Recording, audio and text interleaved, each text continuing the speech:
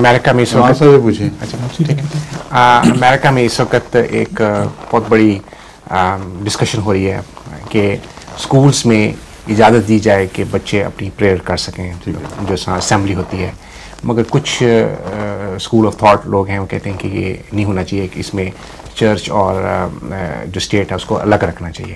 تو یہ secularism government میں یہ اجازت دیتے ہیں کہ ہو سکے؟ نہیں، اگر یہ اجازت دیں کہ جس کا جو مذہب ہے وہ سب وہ وہاں حاصل کرے تعلیم تو پھر ٹھیک ہے.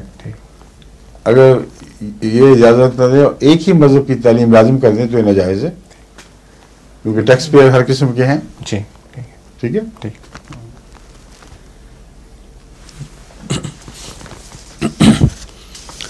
اور یہ سوال جرمنی سے اگر یہ کرنی ہو اس قسم کی بات اس خیال سے کہ ایکثریت ہے اور ہمارے لیے ناممکن ہے کہ 400-500 کلٹس وغیرہ سب پر تعلیم دیں، تو پھر کم سے کم ان کو یہ رکھنا پڑے گا کہ ایک جو غالب ہے اکثریت ہے اس کا مذہب ہم پڑھا دیں گے، مگر باقی طلبہ آزاد ہیں، ان کی تعلیم پر اس کا کوئی مثبت یا منفی اثر نہیں پڑے گا.